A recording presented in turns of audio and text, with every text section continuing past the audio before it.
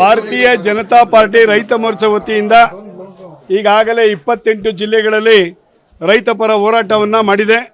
ಇವತ್ತು ಕೋಲಾರ ಜಿಲ್ಲೆಯಲ್ಲಿ ಸ್ಥಳೀಯ ರೈತರ ಸಮಸ್ಯೆಗಳು ಮತ್ತು ರಾಜ್ಯಾದ್ಯಂತ ಇರತಕ್ಕಂಥ ರೈತರ ಸಮಸ್ಯೆಗಳ ಬಗ್ಗೆ ಬೆಳಗಾವಿನ ಅಧಿವೇಶನದಲ್ಲಿ ಗಮನವನ್ನು ಸೆಳೆಯಲಿಕ್ಕೋಸ್ಕರ ರೈತರ ಅನ್ನದಾತನ ಪರವಾಗಿ ಧ್ವನಿ ಎತ್ತಲಿಕ್ಕೋಸ್ಕರ ಇವತ್ತು ಕೆಲವು ವಿಚಾರಗಳ ಬಗ್ಗೆ ಇಲ್ಲಿನ ಹೋರಾಟವನ್ನು ಮಾಡಿದ್ದೇವೆ.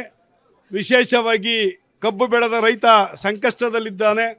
ರವಿ ಎಂಟರ್ಪ್ರೈಸಸ್ನಲ್ಲಿ ನಿಮಗೆ ಬೇಕಾದ ಎಲೆಕ್ಟ್ರಾನಿಕ್ಸ್ನ 20ಕ್ಕೂ ಹೆಚ್ಚು ಬ್ರ್ಯಾಂಡ್ ಕಂಪನಿಗಳ TV, fridge, washing machine, home theatre, sofa set, dining table, mattress, beds ಎಲ್ಲಾ ರೀತಿಯ ಫರ್ನಿಚರ್ಗಳು ಕಡಿಮೆ ಬೆಲೆಗೆ ದೊರೆಯುತ್ತದೆ.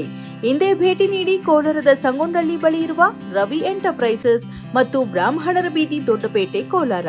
ಸೋಯಾಬೀನ್ ಬೆಳೆದಂಥ ರೈತನ ನೆರವಿಗೆ ಈ ಸರ್ಕಾರ ಬರಬೇಕು.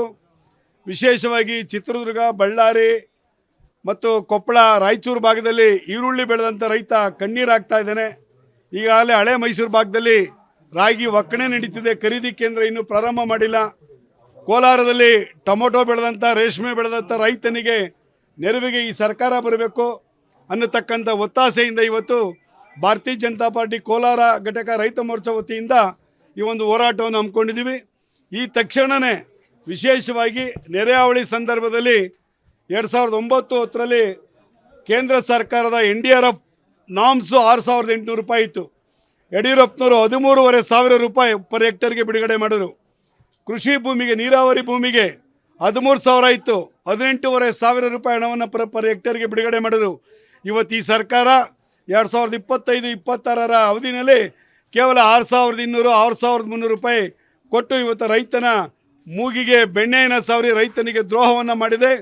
ಈ ತಕ್ಷಣವೇ ಕಾಂಗ್ರೆಸ್ ಸರ್ಕಾರ ಈ ರಾಜ್ಯದಲ್ಲಿ ರೈತನ ನೆರವಿಗೆ ಬರಬೇಕು. ರೈತನ ಖರೀದಿ ಕೇಂದ್ರಗಳನ್ನು ಪ್ರಾರಂಭ ಮಾಡಬೇಕು. ಅದು ರೇಷ್ಮೆ ಬೆಳೆಗಾರ ಆಗ್ಬೋದು, ಟೊಮೊಟೊ ಬೆಳೆಗಾರ ಆಗ್ಬೋದು, ಇವರ ನೆರವಿಗೆ ಬರಬೇಕು. ವಿಶೇಷವಾಗಿ ರಾಜ್ಯದಲ್ಲಿ 24 ಲಕ್ಷ ಹೈನು ಉತ್ಪಾದಕರ ಹಾಲು ಉತ್ಪಾದಕರ ಕುಟುಂಬ ಇದೆ. ಅವರಿಗೆ ಕಳೆದ 6 ತಿಂಗಳಿಂದ 620 ಕೋಟಿ ಹಣ ಬಿಡುಗಡೆ ಮಾಡಿಲ್ಲ. ಈ ತಕ್ಷಣವೇ 620 ಕೋಟಿ ಪ್ರೋತ್ಸಾಹ ಧನವನ್ನು ಬಿಡುಗಡೆ ಮಾಡಬೇಕು. ಮತ್ತು ನೀವು ಚುನಾವಣೆ ಪ್ರಣಾಳಿಕೆಯನ್ನು ಹೇಳಿದ್ರಿ, ಪ್ರತಿ ಲೀಟರ್ಗೆ 7 ರೂಪಾಯಿ ಕೊಡ್ತೀವಿ ಪ್ರೋತ್ಸಾಹ ಧನ ಅಂತೇಳಿ. ನೀವು 700 ರೂಪಾಯಿ, 2 ರೂಪಾಯಿ ಜಾಸ್ತಿನೂ ಮಾಡಿಲ್ಲ, ಕೊಡ್ತಕ್ಕಂಥ 5 ರೂಪಾಯಿ ಕಡಿಮೆ ಮಾಡಿದೆ. ಈ ಒಂದು ಜನವಿರೋಧಿಯ ವಿರುದ್ಧವಾಗಿ, ಈ ರೈತ ವಿರೋಧಿ ನೀತಿಯ ವಿರುದ್ಧವಾಗಿ ಇವತ್ತು ಭಾರತೀಯ ಜನತಾ ಪಾರ್ಟಿ ಕೋಲಾರದಲ್ಲಿ ಹೋರಾಟವನ್ನು ಮಾಡಿದೆ. ಇದೇ ನಿಟ್ಟಿನಲ್ಲಿ ಇವತ್ತು ನಮ್ಮ ನಾಯಕರುಗಳಾದಂಥ ಶ್ರೀಯುತ BS ವಿಜೇಂದ್ರರವರು, R ಅಶೋಕ್ರವರು, ಚಲವಾದಿ ನಾರಾಯಣಸ್ವಾಮಿಯವರು ವಿಧಾನಸಭೆ ಮತ್ತು ವಿಧಾನ ಪರಿಷತ್ತಿನಲ್ಲಿ ರೈತರ ಪರವಾಗಿ ಕೂಗನ್ನು ಮಾಡ್ತಾರೆ ಅನ್ನತಕ್ಕಂಥ ವಿಶ್ವಾಸದ ಮೇಲೆ ಇವತ್ತು ಈ ಒಂದು ಹೋರಾಟವನ್ನು ಮಾಡಿದ್ದೀವಿ. ಹೋರಾಟದಲ್ಲಿ ಬಂದಂಥ ತಮ್ಮೆಲ್ಲರಿಗೂ ಸಹ ಧನ್ಯವಾದಗಳು.